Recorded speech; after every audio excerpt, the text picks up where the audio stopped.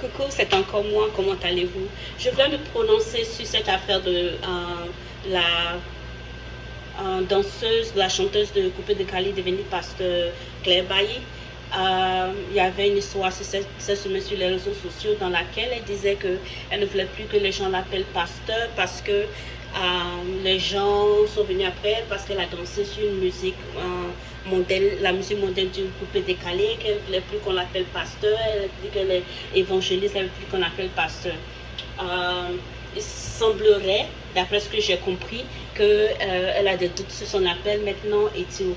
Donc, je voulais me prononcer dessus et vous donner mon avis. Son histoire me rappelle la parabole du semeur. Je vais la lire pour vous.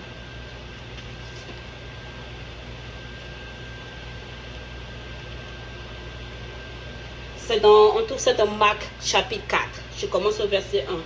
Jésus se mit de nouveau à enseigner au bord de la mer. Une grande foule s'étant assemblée auprès de lui. Il monta et s'assit dans une barque sur la mer. Toute la foule était à terre sur le rivage. Il leur enseigna beaucoup de choses en parabole et leur dit dans son enseignement, écoutez, un semeur sortit pour s'aimer. Comme il s'aimait, une partie de la semence tomba le long du chemin. Les oiseaux vinrent et la mangèrent. Une autre partie tomba dans un endroit pierreux où elle n'avait pas beaucoup de terre. Elle leva aussitôt parce qu'elle ne trouva pas un sol profond. Mais quand le soleil parut, elle fut brûlée et sécha faute de racines. Une autre partie tomba parmi les épines. Les épines montèrent et l'étouffèrent et elle ne donna point de fruits. Une autre partie tomba dans la bonne terre. Elle donna du fruit qui montait et croissait et elle rapporta 30, 60 et 100 pour un. Et puis il dit que celui qui a des oreilles pour entendre, entende. Lorsqu'il fut en particulier ceux qui l'entouraient avec les 12, ceux qui l'entouraient avec les 12 l'interrogèrent sur les paraboles.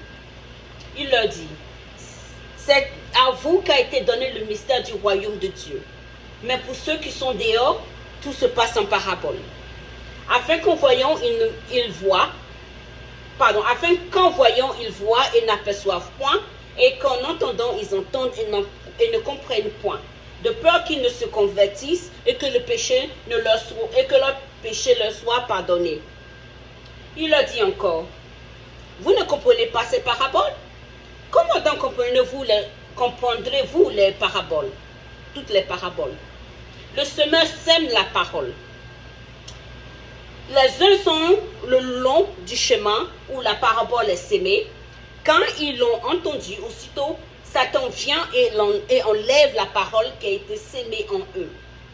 Les autres, pareillement, reçoivent la sémence dans les endroits pierreux. Quand ils entendent la parole, ils la reçoivent d'abord avec joie, mais ils n'ont pas de racines en eux-mêmes, ils manquent de persistance et dès que survient une tribulation ou une persécution à cause de la parole, ils y trouvent une occasion de chute. D'autres reçoivent la sémence parmi les épines, ce sont eux qui entendent la parole, mais en qui les soucis du siècle, la séduction des richesses et l'invasion des autres convoitises étouffent la parole et la rendent infructueuse. D'autres reçoivent la sémence dans la bonne terre. Ce sont eux qui entendent la parole, la reçoivent et portent du fruit. 30, 60 et 100 pour un. Donc, il a donné une parabole, Jésus. Il a donné à ses disciples une parabole dans laquelle il disait que quelqu'un sortit, un semeur sorti s'aimer et qu'il a jeté ses graines et qu'il y a certaines qui sont tombées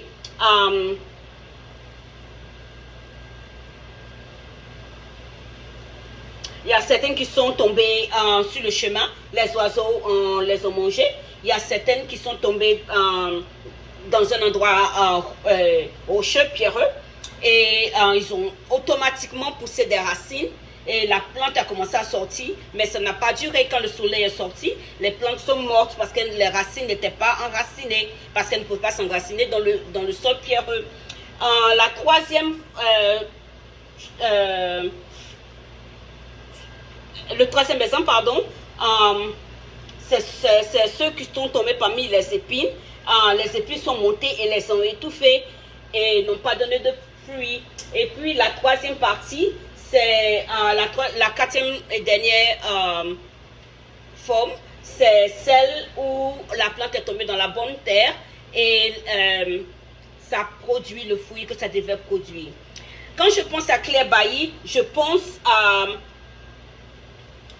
aux graines qui sont tombées dans le sol pierreux, qui ont poussé automatiquement, mais parce qu'elles n'avaient pas de racines, elles ne se sont pas enracinées, donc le soleil les a séchées et les a tuées aussitôt que le soleil est sorti.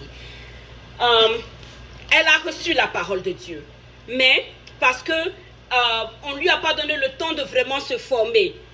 D'ailleurs, plus tard, quand l'apôtre Paul parle de comment choisir les leaders de l'Église, il a dit qu'il ne faut pas que ce soit un nouveau croyant parce qu'ils ont le zèle, mais ils n'ont pas l'endurance, ils n'ont pas connu les souffrances, ils n'ont pas connu les épreuves que les anciens ont connues, ce qui fait que si on les met au devant, on les met dans une position de leadership, ça risque de leur détriment, ça risque d'être à leur détriment parce qu'ils n'ont pas les racines, ils n'ont pas cette écorce, ils n'ont pas cette dureté que les chrétiens les gens qui ont été chrétiens pendant longtemps ont développé avec le temps. Et c'est ce qui arrive à Claire Bailly. Moi, je ne crois pas qu'elle n'a pas été appelée. Je crois qu'elle n'a pas appelé parce que Dieu ne se trompe pas. Jésus lui-même, il a dit que personne ne vient à moi s'il n'a pas été appelé par le Père. Donc, je crois que Claire Bailly a été appelée. Je crois qu'elle a été appelée pour être pasteur. Mais je crois que les choses se sont faites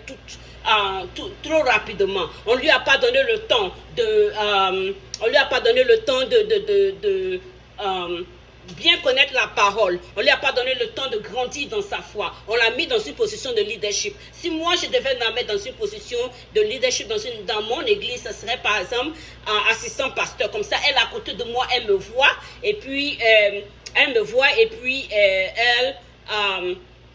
peut apprendre de moi. Mais quand tu la mets à la tête d'une église, à la tête d'une assemblée, c'est comme si on la mettait devant les lions. Elle n'a pas encore ses carapaces, elle n'a pas encore les épreuves que les chrétiens mûrs ont traversées, qui les a endurci la carapace de sorte que même lorsque les épreuves viennent, tu reconnais que c'est une épreuve, mais Jésus est là, Jésus va me sortir. So Claire Bailly, tu ne me connais pas, mais si jamais tu tombes sur mon message, je veux t'encourager, je suis t'appelé, je veux t'encourager à ce que tu te donnes une formation, va quelque part, va te former, va apprendre réellement la parole de Dieu et reviens faire ce que Jésus t'a appelé. Ce n'était pas une erreur, Dieu ne se trompe pas, tu ne t'es pas trompé, les pasteurs ne t'ont pas trompé, ils sont juste partis trop vite en besogne.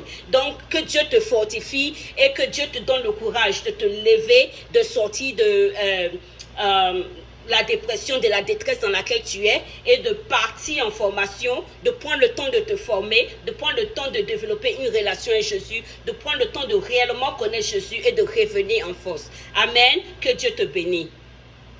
Bye bye.